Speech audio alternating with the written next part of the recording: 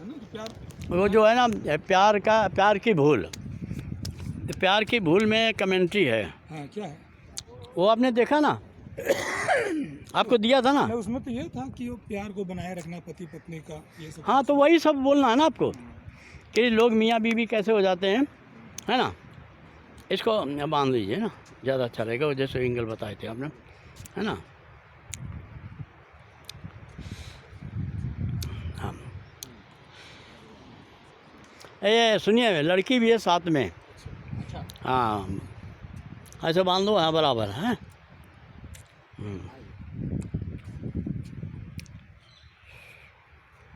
और थोड़ा पीछे ले लीजिए ना, पीछे और पीछे चलिए ना। यहाँ एक पिक्चर हमने बनाई थी, प्यार की भूल, जिसकी हीरोइन है, और उस पर एक हमने कमेंट्री रखी है। तो कमलेश जी के साथ में कमेंट्री कर रहे हैं, और उसमें नायिका का रोल जो किया है इन्होंने किया। बस बस यहीं बस, हाँ बस यहीं। आइए, बगल में आइए। हाँ,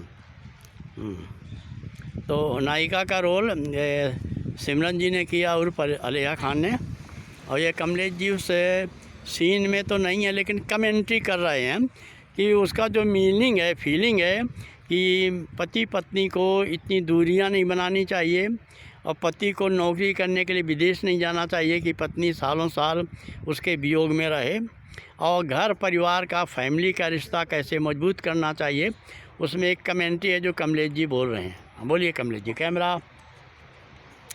मित्रों, हाँ मित्रों, पति पत्नी का रिश्ता एक बड़ा अनमोल रिश्ता होता है। हम कहते हैं कि ये 7 जन्म का रिश्ता है, लेकिन 7 कदम चलने के बाद जो हम इस गठबंधन में बंधते हैं, एक कॉन्ट्रैक्ट होता है कि हम 7 जन्मों तक यही जोड़ी हमेशा बनी रहेगी। वो 7 महीने भी नहीं चल पाती है। 7 महीने तो दूर, कहीं कहीं देखा गया है कि 7 दिन में भी प्रॉब्लम क्रिएट हो जाता है। आखिर क्यों? वही पत्नी जो विवाह के पहले आपको चांद दिखाई पड़ती है, फूल दिखाई देती है, न जाने किन किन उपमाओं से आप उसे विभूषित करते हैं, वही प्यार, वही मोहब्बतें, वही एक दूसरे के लिए मर जाने की कस्में, 7 जन्म साथ रहने के वादे, वो सब पल भर में खत्म क्यों होगा? ठीक, ये बात सही है कि शादी के पश्चात धीरे धीरे शरीर की भी अपनी एक सीमा होती है, शरीर भी धीरे धीरे क्षीण होने लगता है, आपके विचार, आपकी भावना बदलने लगती है, बच्चों का जन्म होता है, आपके उत्तरदायित्व, आपकी ड्यूटी अपने सास ससुर के प्रति, रिश्तेदारों के प्रति और समाज के प्रति भी बढ़ जाती है। हमें हमेशा ख्याल रखना चाहिए, पति पत्नी ये वो 2 पहिए हैं जिनमें से अगर एक भी इम्बैलेंस हुआ तो जीवन की गाड़ी इम्बैलेंस हो जाएगी। आपको इस गाड़ी को उसी तरह से तरोताज़ा बनाए रखना है जिस तरह से कि शुरुआती दौर में आप एक दूसरे के लिए मर मिटने की कसमें खाया करते थे, 7 जन्मों तक साथ निभाने की कसमें खाया करते थे। आखिर दुराव क्यों होता है? क्या जिम्मेदारियाँ हैं? ये जिम्मेदारियाँ आपके बीच आकर के आप एक दूसरे से अलग कर देती हैं, या क्या है? या वो यौवन उसमें नहीं रहा, या क्षण में वो भावनाएँ नहीं रह पाई जो क्षणिक मात्र होकर के पानी के बुलबुले की तरह खत्म हो गई? क्या यही पति पत्नी का जीवन है?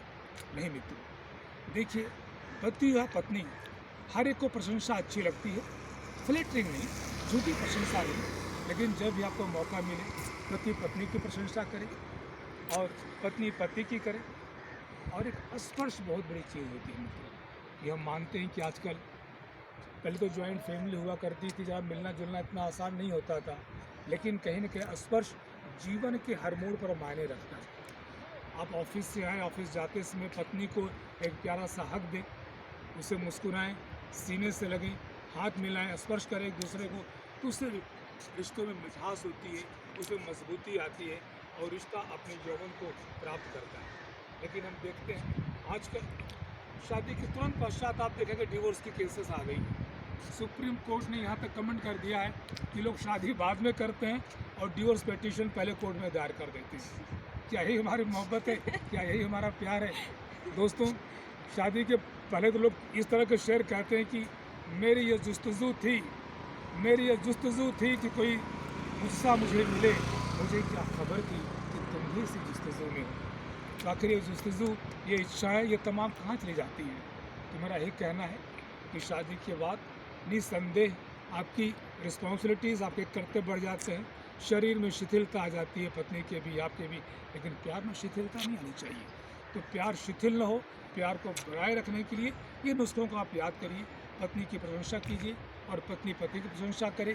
दोनों जैसे वक्त मिले, कुछ फिल्में देखने जाएं, गार्डन घूमने जाएं, रेस्टोरेंट में जाएं, कुछ समय अकेले में एक दूसरे से व्यतीत करें, एक दूसरे को समझें, ठीक उसी तरह से जैसे आप शादी के पहले मिला करते थे। तो ये प्यार इस तरह से अपनी योजना को हमेशा प्राप्त करता रहेगा और कभी भी आपका प्यार वृद्ध नहीं होगा।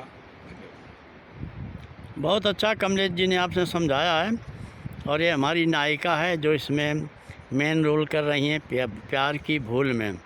तो आप इसमें कुछ विचार अपने बताएंगी?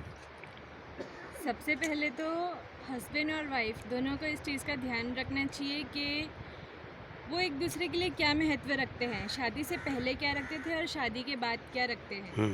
शादी से पहले कभी कभी मिलना होता है तो इंसान के विचार दूसरे होते हैं, और शादी के बाद जब हम एक ही घर में रहते हैं तो विचार एक दूसरे को लेकर बदल जाते हैं। ऐसा नहीं होना चाहिए। जैसे शादी से पहले बॉयफ्रेंड होता है, बॉयफ्रेंड ज़्यादा केयरिंग करता है, हस्बैंड कम केयरिंग करते हैं। ऐसा क्यों हो जाता है? शादी के बाद भी ऐसे ही समझना चाहिए कि ये मेरी वाइफ नहीं है, ये मेरी गर्लफ्रेंड है। जैसे हम गर्लफ्रेंड की केयरिंग करते हैं उसी तरह से अपनी वाइफ की केयरिंग कीजिए। सिंपल। इस तरह से आपकी शादीशुदा ज़िंदगी हमेशा खुशहाल रहेगी, और हो सकता है आपकी शादीशुदा ज़िंदगी में कुछ लोग और बढ़े तो उन्हें भी अपनी लाइफ का हिस्सा बनाइए, उन्हें भी मौका दीजिए अपनी लाइफ। सिमरन जी ने आपने बहुत अच्छा विचार दिया है, और एक ऐसा विचार दिया जो बड़े बड़े शास्त्रीगण और बड़े बड़े विद्वान इस पर विचार नहीं कर सकते हैं। जी धन्यवाद। और ये मेरा विचार है कि ऐसा होना चाहिए कि मियाँ बीवी शादी के बाद गर्लफ्रेंड बॉयफ्रेंड की लाइफ जिएं, पिकनिक जाएं, घूमने आएं, और समुद्र के किनारे बम्बई में और कोई जगह नहीं तो समुद्र के किनारे भी घूमें, जैसे हमारी हीरोइन समुद्र के किनारे घूमने जा रही है ना, आगे समुद्र है, ऐसे वो घूमना चाहिए। और ये कहानी की मेन नायिका है, और ये हैप्पी मूड में इसने बहुत अच्छा संदेश दिया है।